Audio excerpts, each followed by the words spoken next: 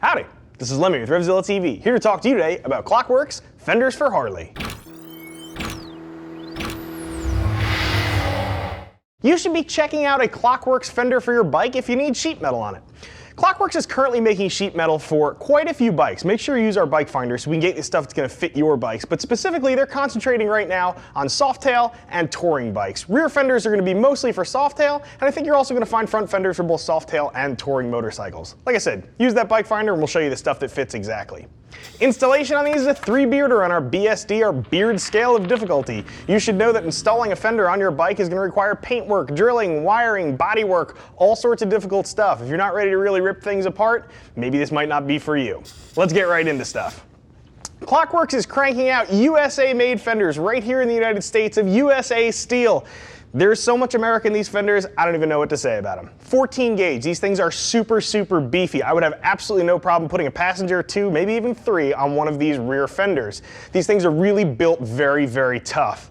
You'll notice too, on this particular fender we have in front of us, you can see here this Frenched-in plate pocket. This is a really nice option. I think a lot of you guys who are probably considering replacement metal are probably either building a bike or you're really modifying one heavily, or perhaps you've crashed up your motorcycle. And when you're doing that, you may want to actually kind of switch up the look of your bike. Klock Werks does offer that. Like I had mentioned, there's that Frenched-in plate pocket here. That's an option. You can also get a tail dragger fender from them. It really lets you switch up the look of your bike, let people know you're not riding a Harley that is completely stock anymore. Really is a nice option, especially when you consider stuff like that and the body work and the time required to do it. Sometimes just the price of paying the body man can be covered by the whole new fender, so that is something to think about.